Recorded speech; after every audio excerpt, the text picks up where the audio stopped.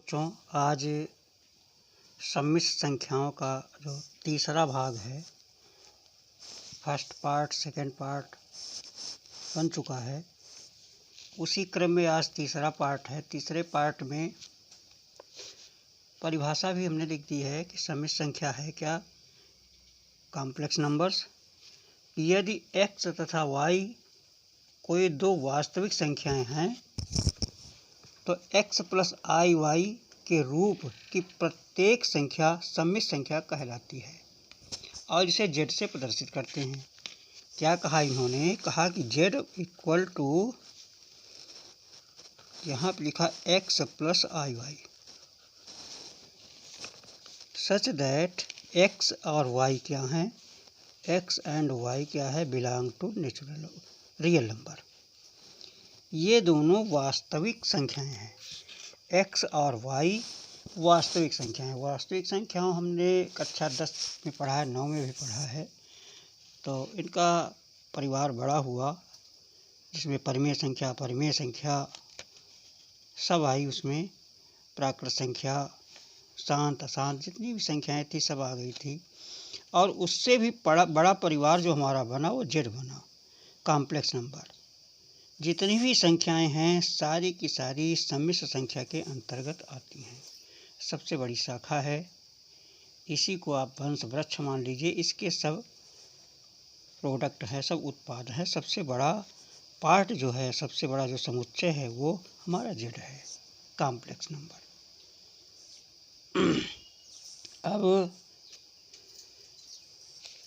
अब यहाँ पे देखिए कि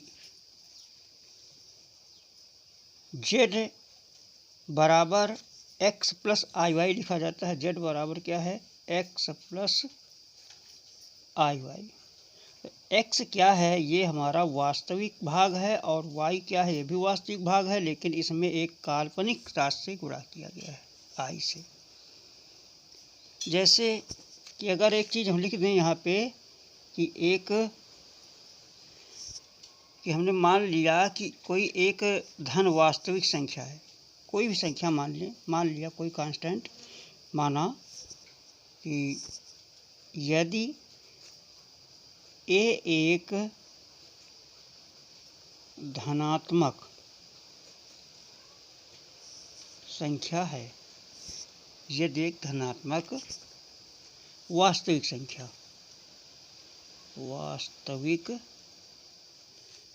है, अगर ये वास्तविक संख्या है तो इसे अगर हम लिखें कि अंडर रूट माइनस ए, तो इसको बराबर क्या लिखेंगे? इस माइनस को हटाएंगे, यहाँ पे माइनस के स्थान पे लिख देंगे आई स्क्वायर और ए लिख देंगे। तो आई स्क्वायर का वर्गमूल तो आई हो जाएगा, प्लस माइनस हो जाएगा, प्लस भी हो सकता है माइनस भी हो सकता है, और रूट ए होगा। कहने का मतलब ये, जैसे एक हमारी कॉम्प्लेक्स नंबर z बराबर x प्लस वाई है, तो इसका जो कंजुगेट होगा, संयुग्मी होगा, वो संयुग्मी क्या होगा? यह z बार, इसे जैसे व्यक्त करते हैं तो ये बराबर हो जाएगा x माइनस आई वाई। जो काल्पनिक भाग होता है उसका साइन बदल जाता है, तो माइनस भी हो सकता है, प्लस भी हो सकता है। तो यहाँ पे हम एक विशेष चीज़ देख रहे हैं, ये सिद्ध हो रहा है कि जो भी काल्पनिक संख्या है, यह जो हमारी काल्पनिक राशि है, ये काल्पनिक संख्या जो होती है आई तथा वास्तविक संख्या के गुणनफल के रूप में होती है। तो हमें क्या मिला इसमें? एक विशेष चीज़ क्या मिली? हमने क्या देखा कि ये शुद्ध काल्पनिक संख्या है, कि ये जो काल्पनिक संख्या है, तो इससे हमने क्या सिद्ध किया? यहाँ पे सिद्ध ये हुआ कि इससे यह सिद्ध होता है कि प्रत्येक काल्पनिक संख्या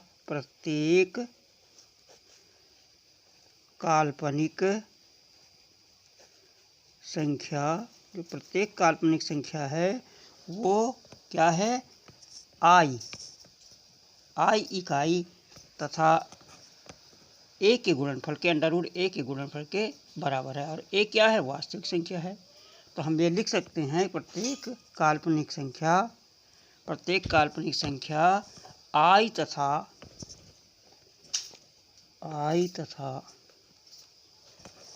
वास्तविक संख्या, ए क्या है? वास्तविक संख्या। वास्तविक संख्या के गुणनफल के बराबर है। गुणनफल के रूप में होती है, बराबर नहीं, रूप में लिखिए, के रूप में होती है, रूप में होती है। कि जो भी हमारी काल्पनिक संख्या हो, चाहे वह माइनस लगा हो चाहे प्लस लगा हो, तो इकाई आई तथा वास्तविक संख्या के गुणनफल के बराबर होती है। अब एक प्रमेय हमारे पास आती है। तीसरी बात यह आती है कि जो ये वास्तविक संख्या है, वास्तविक संख्या जैसे इसमें क्या है, x लिखा है, x कभी भी इस आई वाई के बराबर नहीं होगा।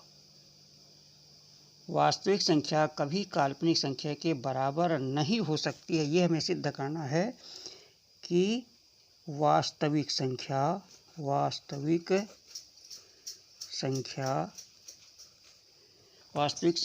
कभी भी काल्पनिक संख्या के बराबर नहीं हो सकती, के बराबर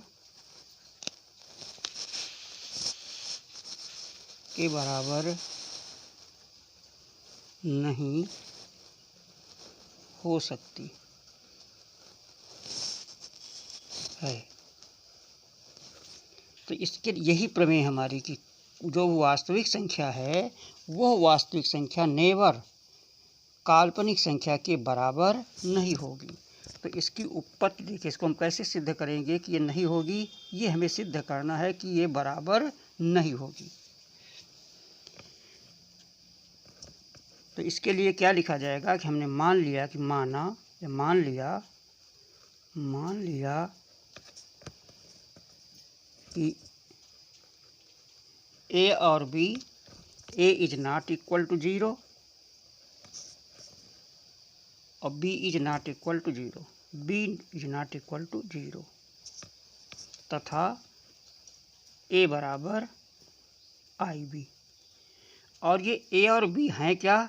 a और b जो हैं ये बिलोंग करते हैं r से, रियल नंबर से। तो a is not equal to 0 और b is not equal to 0। 0 नहीं होगा तभी तो संख्या बनेगी, अन्यथा संख्या ही नहीं बनेगी। तो ये हमने मान लिया कि a बराबर आई बी। ये हम मान के चल रहे हैं कि a बराबर आई बी। अगर a बराबर आई बी है तो दोनों तरफ का वर्ग कर दिया जाए तो हो जाएगा a स्क्वायर बराबर आई स्क्वायर और b square.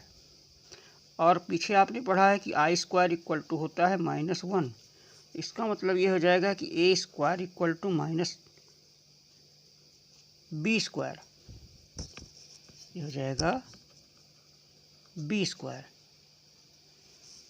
A square equal to minus b square, ये लिख दिया हमने। अब इसको पक्षांतर करके इधर लाइए तो हो जाएगा A square plus B square equal to 0। अब देखिए ध्यान दीजिए, कोई भी संख्या है उसका अगर वर्ग कर दिया जाए तो यहाँ पे लिखा ए 0 नहीं है, तो ए 0 नहीं, मान लीजिए 1 है या 1/2 है, तो 1/2 का वर्ग करेंगे तो 1/4 हो जाएगा। अब ऋण है तो तब भी वो धनात्मक होगा, धनात्मक होगा तब भी ऋणात्मक हो जाएगा। यहाँ पे b बराबर अगर 3/5 है तो 9/25 हो जाएगा। इन दोनों का योग जो है 0 नहीं होगा। ये हमें भली प्रकार से मालूम है कि किसी भी संख्या का वर्ग, जो वास्तविक संख्या है उसका वर्ग का जो योग होगा वह 0 कभी भी नहीं होगा। दो अगर संख्याएं हैं 0 को छोड़ करके, अगर 0 है, इससे तो यही सिद्ध हो जाएगा कि a बराबर 0 हो जाएगा। अगर a बराबर 0 है तो b बराबर भी 0 हो जाएगा, तो अगर b बराबर 0 है तो a बराबर भी 0 हो जाएगा। तो हमारे पास निकल रहा है a बराबर 0, b बराबर 0। इससे तो a बराबर 0 और b बराबर 0, हमने माना था कि a बराबर a is not equal to 0, b is not equal to 0, तो यहाँ पर तो विरोधाभास हो गया। क्या लिखेंगे हम यहाँ कि जो भी संख्या है हमारे पास, जो भी संख्या प्राप्त होती है वो संख्या का जब हम वर्ग करते हैं, वर्ग करने के बाद जोड़ते हैं तो उसका मान 0 नहीं होता। इनका मान जो है 0 नहीं होगा। अब जब ये 0 नहीं होगा तो यहाँ पे लिख देंगे कि या तो हम लिखें शब्दों में कि क्या लिखेंगे कि किसी भी वास्तविक संख्या के किन्हीं दो वास्तविक संख्याओं के वर्गों का योग 0 तभी होगा जब उनमें से दोनों राशियां 0 हों, अन्यथा 0 नहीं होगा। तो ये लिखना होगा, या तो आप लिख लें या आप लिख दें कि दो वास्तविक संख्याओं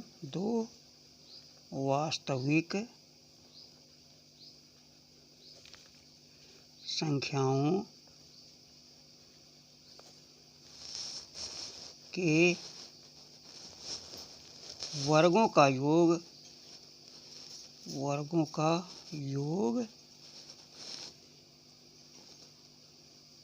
कभी भी 0 नहीं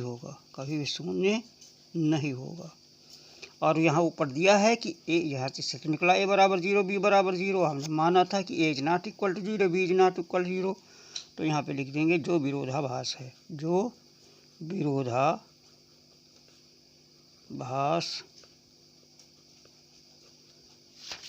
व्यक्त करता है।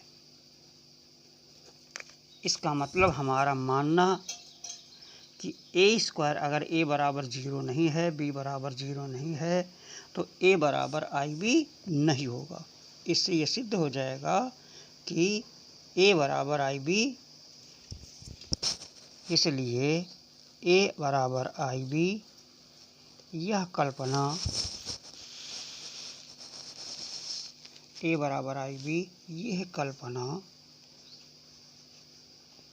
क्या है, ये कल्पना गलत है।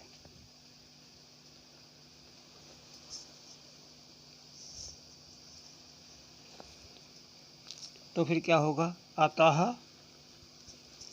a is not equal to IB, और यही हमें सिद्ध करना था कि वास्तविक संख्या कभी भी काल्पनिक संख्या के बराबर नहीं हो सकती। Hence proved.